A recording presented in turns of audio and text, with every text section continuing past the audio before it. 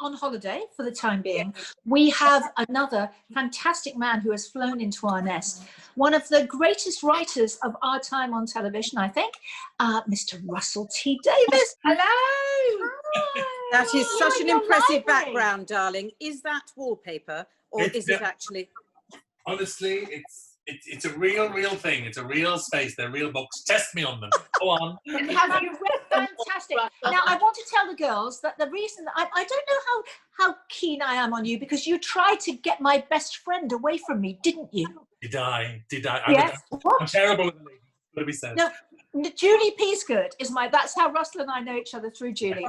And when she was doing Years and Years, and you said, and we were having this thing on Instagram about, can she be my best friend? That was Russell saying that. And I was going, no, she can't. She's mine. Oh, how can you not fight over Julie Peasgood? Isn't she lovely?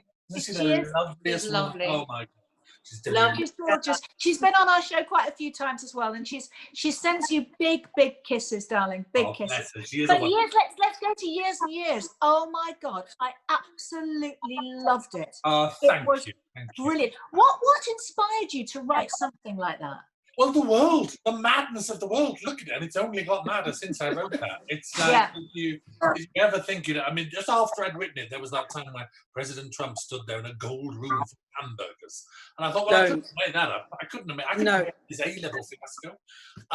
But are we getting older, or is the world getting just hotter and madder and stranger? Yes. I think we're not getting any older, darling. That doesn't happen. Of course. I needed just to say, Debbie said that this was our mass audition. Just let me know when you want my Shakespeare, and then I'll do my modern. Just that we'll come to that in a minute. But just I know you're all yeah. I'll do the song. Russell, I want to say to you, I love everything you've ever done, and why we haven't worked together, I'll never know. But anyway, A Very English Scandal was one of my favourite things ever. And of course, the Jeremy Thorpe thing, we all knew about him, but we didn't know everything. And it was just incredible. I mean, I know it won loads of awards, but how did you feel about making that? Oh, I was there. I'd always loved that story. I was 16 when that went to court in 1979, and it was. Remember what it was like back then? You're too young. You don't remember what it was like back then. Yeah. Gold star. It was the first time we ever heard the word homosexual on the news, and in a blackmail case in which a dog was shot. It all sounded so mysterious and strange. Yeah. I'd always been interested in it. I followed that story for years, and you kind of weren't allowed to write about it when Jeremy Thorpe was alive, because technically he was found not guilty, and fair enough, there we go. Yes. So sad, you had to wait for his passing before it could be told, and I'm so glad it was me. I'm so glad I'm the one that they came to say, will you write this? Because, I loved it. Oh, what a cast. That cast. Oh.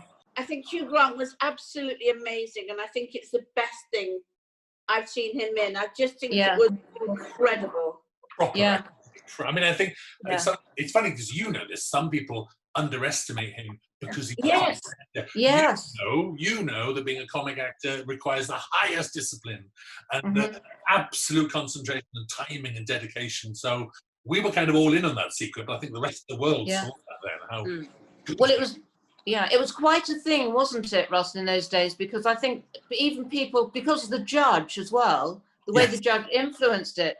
And I saw a thing with Peter Cook and Dudley Moore sending it up, saying, being the judge. And it was incredible. I mean, it would never have happened today. No, I didn't have to write a word. I didn't have to invent a word.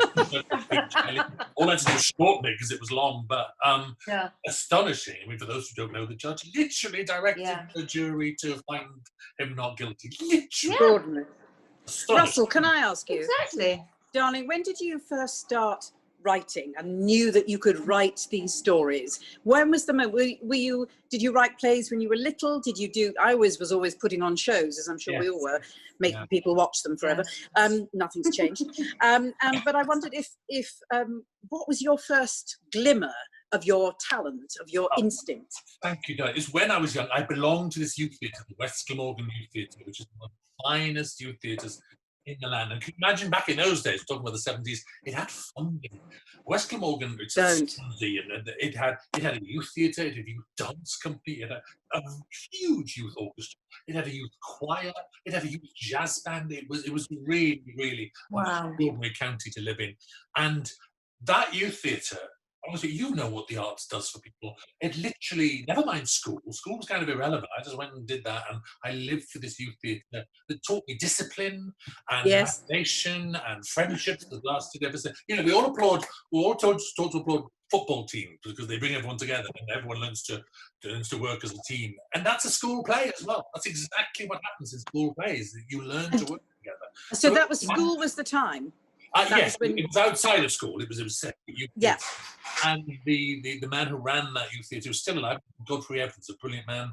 They got us writing our own stuff. He was like, amazing. We're putting on a Midsummer Night's Dream, we're putting on 12th Night, let's put on our own plays as well. But how did you know this was going to be your career? What was the next progression? As uni, or when did you write? I kind of never knew you could do it, because everyone says, oh, you'll starve as a writer. You'll never make it. Everyone says that. Everyone. And so I got into television behind the scenes. I became, I was actually, Sherry, I was at Granada when you were there. I was a storyliner upstairs. And I know you did. I loved Granada those days. I used to go by the room and look in. Yeah. Oh, Happy. Really, really happy. I'm much too young for that. I'm sorry. Yes. It's an old show. And so I learned my trade behind the scenes. And what I did was I saved my money. All of Manchester was happening in the 90s. I didn't go out. I didn't have a drink. I didn't do anything. I just saved my money because everyone said you'd be poor as a writer. So I saved up enough money to have in my account to try to learn to write, to take the big leap and to go and become a writer. Yeah. And to prepare unemployed. And I literally saved up, I mean, it sounds daft, but I saved up £20,000. That's a lot now. No, but that sounds really good, darling. Yes. But don't you feel, with the understanding of the arts and the way you're talking about it now, people have forgotten, because we're dismissed endlessly as, the arts. It is human nature, and people have dismissed it, especially now. It's even harder. I know. I'm terrified now. My friends who are writers, you have friends who are, maybe on this call, we're all in slightly luckier positions. We all have friends who are living in flats with no gardens, no garden, whose entire life relied on that 3-month stint in Priscilla or something. Exactly. And that, hooray, they gave that 1.5 billion for the arts. It's kind of going to buildings. Fantastic. And it's going to the staff, which is wonderful. It's not going to actors. It's a really hard It's the whole, everyone. It's not making people feel sorry, is it? Everyone's going, poor nurses, poor teachers, poor everyone. Yes. It's very hard to say, poor actors. You can hear no one joining in with you. No. Yeah. But it's true. But it's part of it's part of our whole world, is reflecting society, which, as we've described, you've done on every level since you were a kid. And it just seems so frustrating that nobody gets it. Sitting at home watching dramas. That's what we're doing. We love it. Exactly. Sorry, Dee, you want me to interrupt you? Russell, well, I would love to read, when you write it, your autobiography, because you've done so many amazing things. You've had challenges, haven't you, on the personal level as well? You've had amazing sort of career changes and wonderful, as we all know, your writing is magnificent. And I think that would be such an inspiration for people. Have you got any plans to do that? You're very kind. I mean, basically, my life amounts to sitting in this room every day. This is where I started around Queer as Folk. I've been in this house in for, what is that? So it's over 30 years, 33 years or something. So actually, this is it. This is the book, Dee. Me sitting here typing.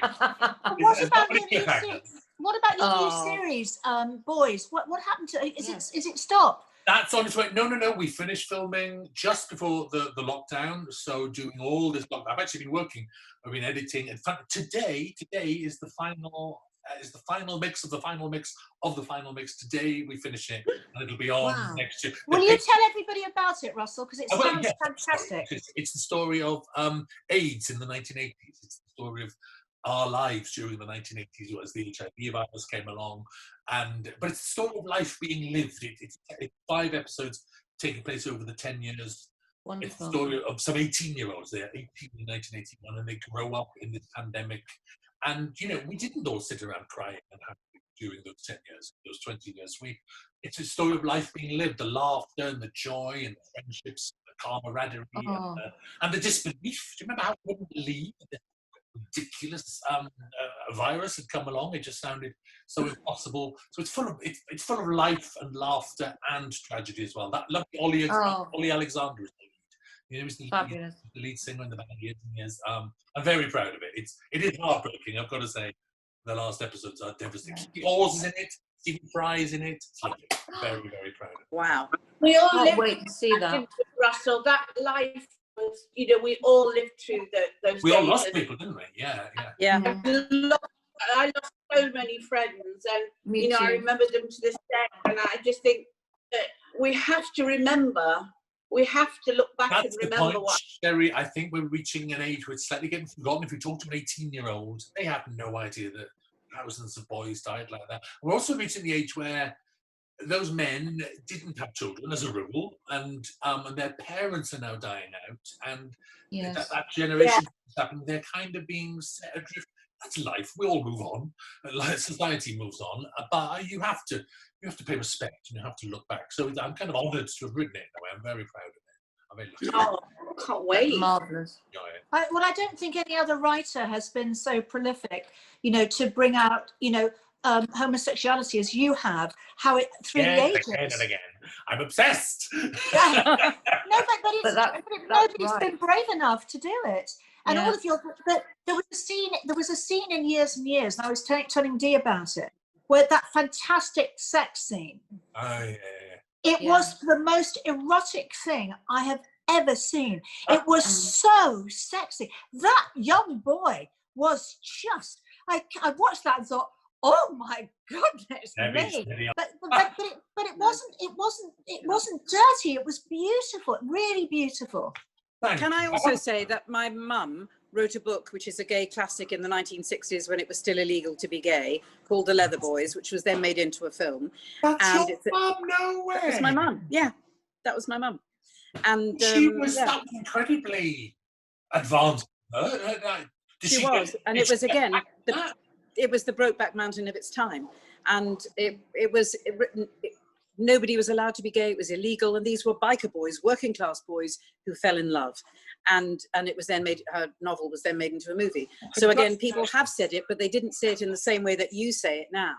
Again, which is because we're so lucky to be here now, and as you say, how sad it is that young boys don't realise what has come before, but also how wonderful, because they have the freedom to be themselves, which is what everyone was fighting for. And it is a continuing work. We all stand on the shoulders of the people who came before us, with the Leather Boys, led to the Naked Civil Servant, which led to gay characters and EastEnders, which led to queer folk. So hooray for your mum. How absolutely wonderful. Thank God we live now. Oh. Yeah. Well, I know. I do think it could all get worse. I don't, it's not over yet. It's not over yet. And No.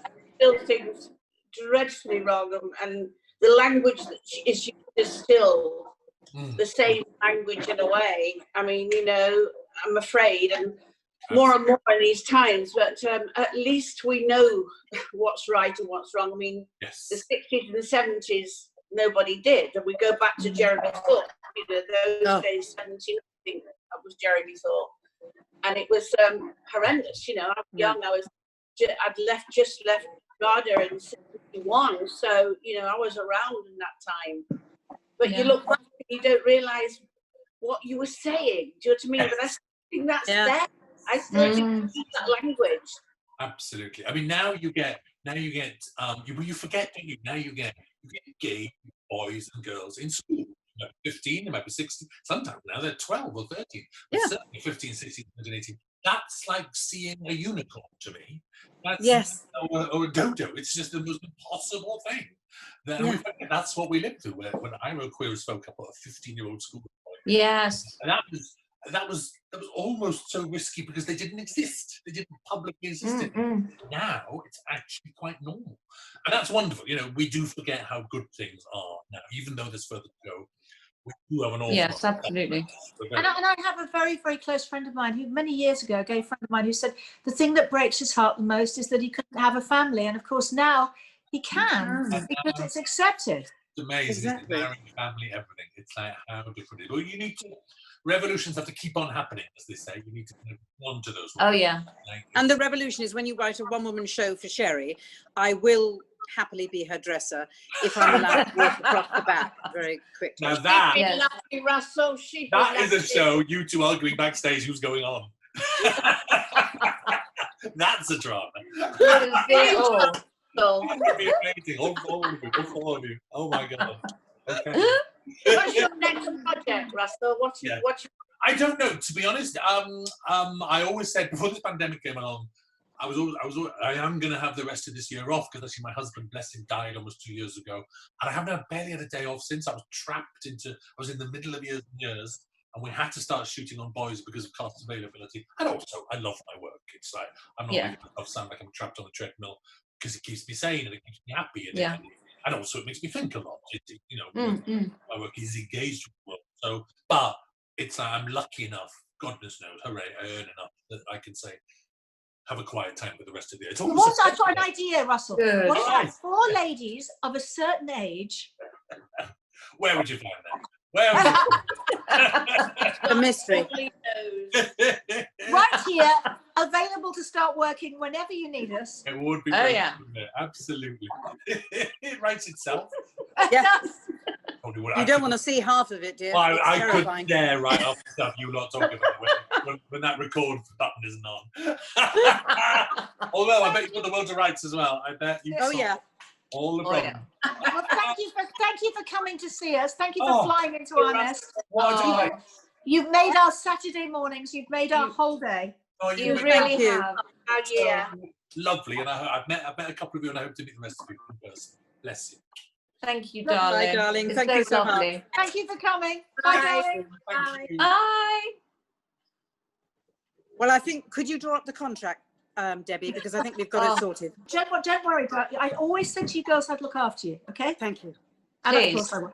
He was just amazing, wonderful, fantastic. Brilliant. Oh, absolute Incredible man. gem. Loved him.